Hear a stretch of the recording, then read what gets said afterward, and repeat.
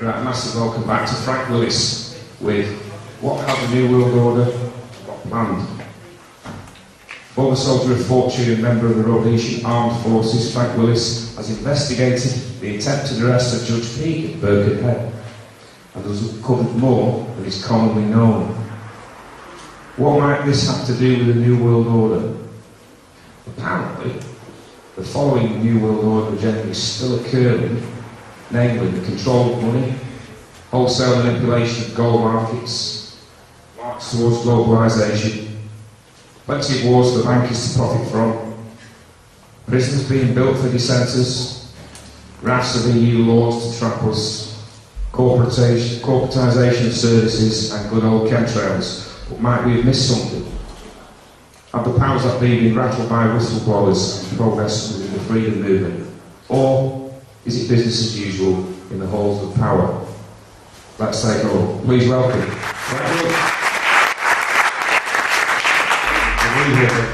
Thanks for having me back again. Who in this room believes you are free? Nobody?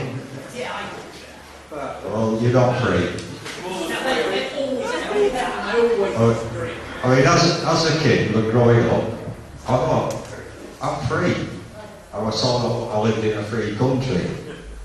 And then I was like, well, why am I told what to do? Why? Well, first I started rebelling against Catholicism at the age of 9. I thought, there's no God, so that's out. Then I started looking at society, and society is based on Christianity. Well, this society is. But I thought, why don't they practice what they preach? You know, I came to this country at 15, and the first thing I noticed was, why the hell do you have a queen? Like, who said she can rule? You know, and they come out, it's bullshit. Oh, it's by divine right, by divine rule. Oh yeah. Who did God say that to? Yeah. If God said to you, you're going to be king of England, you'll get locked up. Yeah? So, why wasn't that bitch locked up? Why do we, as a society, get this bullshit pounded at us that we are on supporting illegal immigrants, we're supporting benefit scroungers, yet everybody pays towards the Queen. You know, the Conservative estimate last year, 36 million, and she's getting a 5 million pay rise this year. This is a woman who owns a sixth of the world's landmass. And yet people in this country say, oh, but she's the Queen, we need her. Well, you fucking pay for her, not me. Yeah?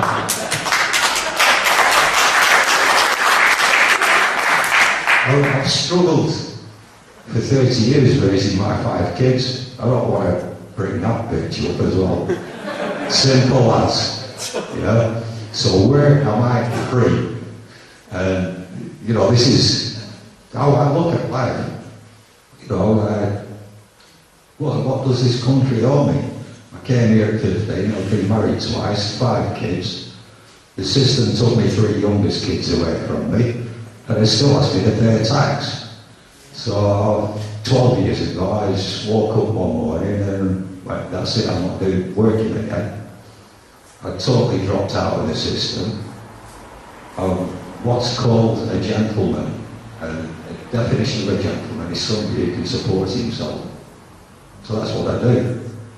However, I get hassled by people like the council and stuff like that. So it was always bugging me that I'm always in and out of court. I'm in court for not paying fines and stuff.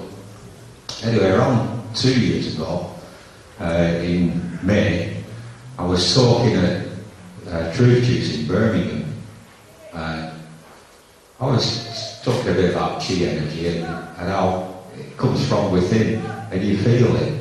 And this is where you feel this freedom. And I was going on about freedom and how I won't conform to anybody. I've always rebelled.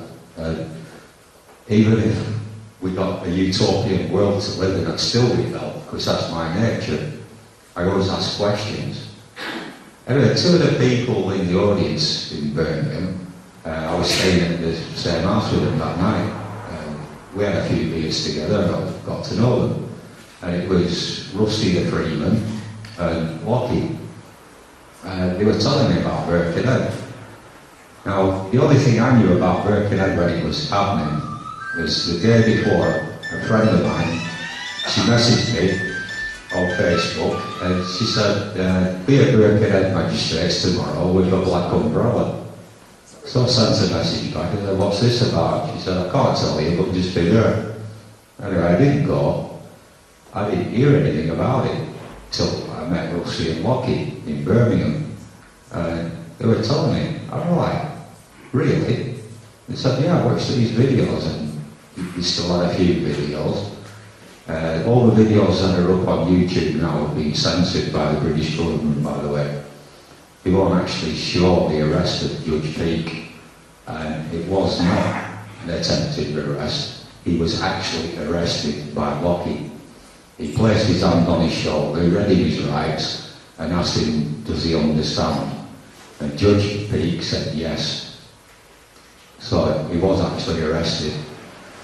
Lockie died last year driving down to Stonehenge for the summer festival. He was driving and had a heart attack at the wheel, and Rusty was next to him and pulled the car over.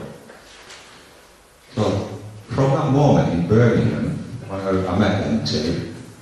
Obviously they were from Burnley, up north, so we stayed in touch and we became friends. It was from that time the computer started being hacked. I started being followed, my mail was being intercepted, emails were intercepted, and I thought, what's going on? Then the more I got to know Rusty, the more I realised what was actually going on. At Birkenhead, they arrested Judge Peake. Roger Hayes, Ray Sinclair and John Hurst were supposed to follow it up, walk round to the police station and hand in all the paperwork. They didn't do that. They never did a thing since then. Rusty, Malcolm and a few others got prison sentences. When Lockie died, Roger Hayes, or none of them three, rang up, sent a card of condolence or anything. And I thought that was rather strange, so I started investigating them. And what I uncovered was what I call the three fuck you tears. Roger Hayes is a con man.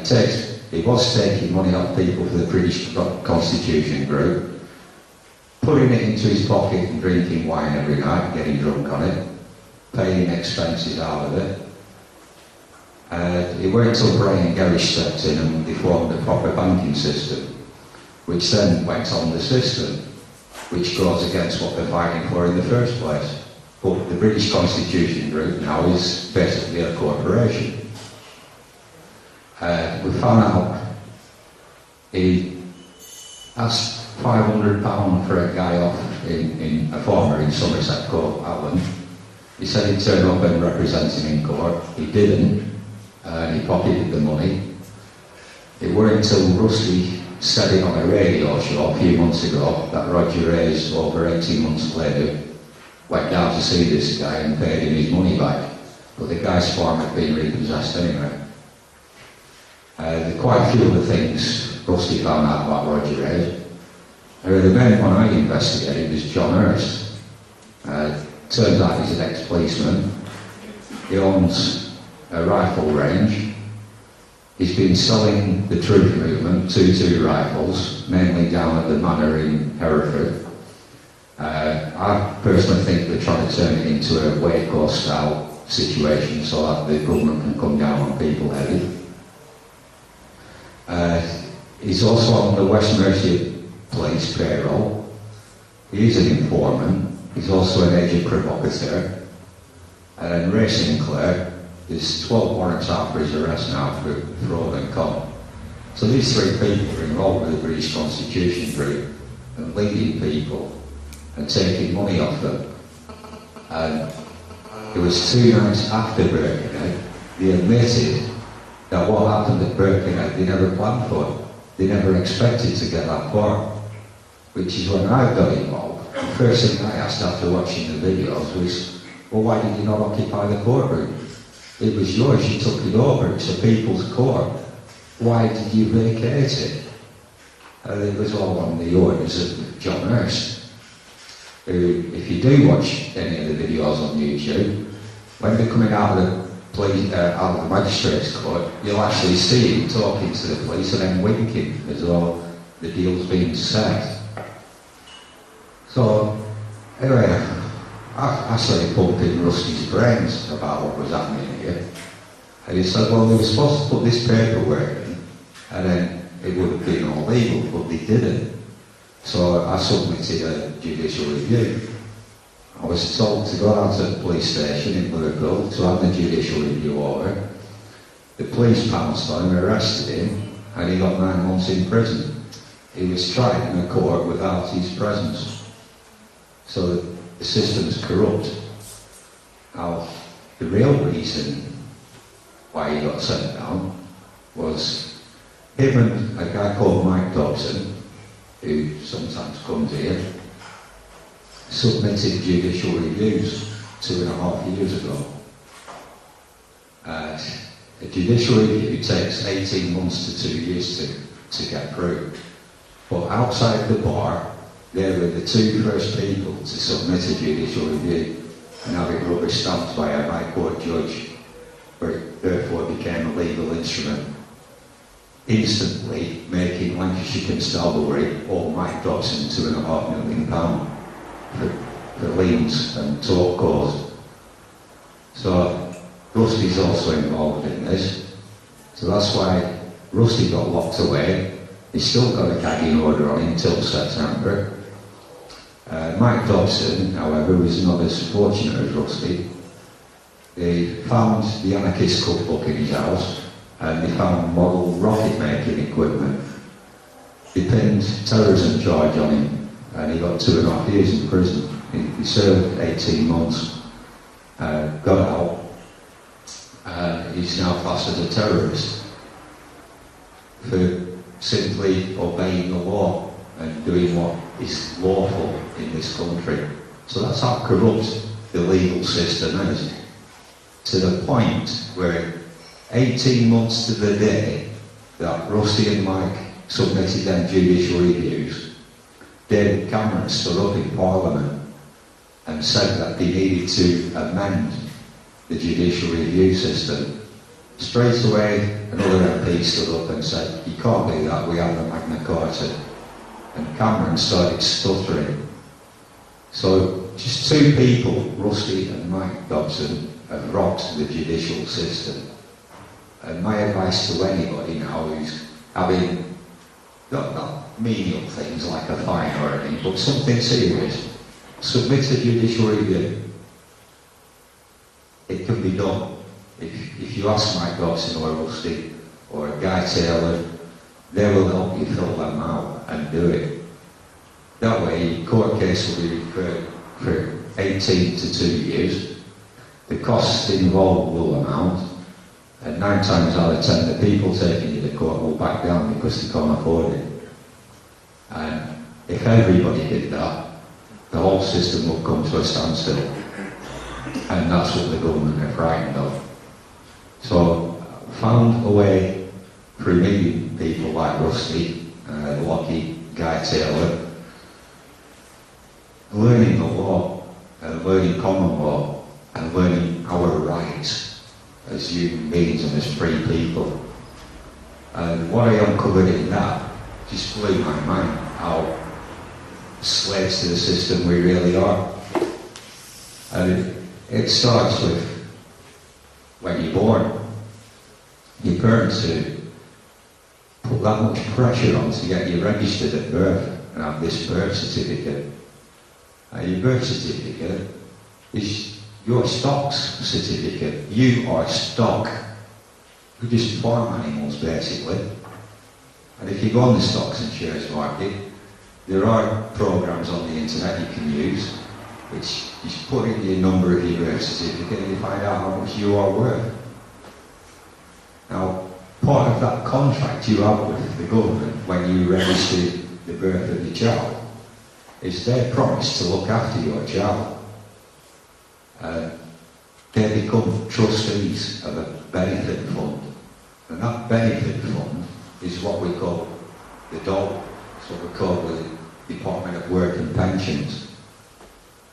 So anybody who has the benefits stopped, the government is breaking their contract against you, and they're also breaking their law, their statute law. So don't just sit back and take it, fight it, find out how to fight it. And it is pretty simple. I mean, I helped a guy a couple of weeks ago. He's got MS. Had an ASOS interview. He said he's fit for work. 2 days after that, he has a stroke because of the stress. He then goes to appeal it, and they said, no, you're fit for work. So we submitted a judicial review against ASOS, asking what qualifications they are, how it is they can override doctors' authorities, why the government is not providing their current duty, why that person has earned money in the benefit fund since that person was born, and now because he is a beneficiary in that trust fund, he wants to claim his benefits, hence beneficiary. So it's not the government's money, it's not the immigrants' money, it's not the bank's money, it's your money. And at this moment in time, any new child born when the birth is registered, the figure of 900,000, 659,000 is what they put to your name the minute you register that birth, and that starts earning money. Well, we know where the money goes. It's going into the banks. It's going into the coffers and the crown. And yet people still sit and moan and moan. I find it hilarious, especially in England. I have lived in countries around the world, but I find the English, the ones that will moan the most but do the least. Yeah? You'd rather have a right good one and then switch Coronation Street on. Or the latest now is X Factor and programmes like that. But switch that TV off and realise how you're being brainwashed. And this is how I really got into the New World Order and what's going on. I always knew the New World Order existed because when I was younger I used to vote. Whatever I voted, it was never done. They always did the opposite. So I looked into the voting system in this country, and we don't have one man, one vote. We don't have proportional representation. And the voting system can be easily rigged. It's so simple. I mean, this area now, the government's given the green light to frack it. Did they consult any of you? No. They consulted the farmers, though, in this area. And they paid the farmers off, the ones who have signed up to it. So what happened to democracy there? There is no democracy. If you want to get something done in Parliament, you pay. And this is how they operate. Money makes the world go around to these people. I did laugh yesterday. Apparently there's 9 toilets in the Houses of Parliament have been, they found traces of cocaine there. So the irony of me being in Colombia as a mercenary in the cocaine trade, yeah, I realised that the English government was sending SAS troops out there to secure the MP's cocaine so that they ensured to snort pure cocaine up their noses.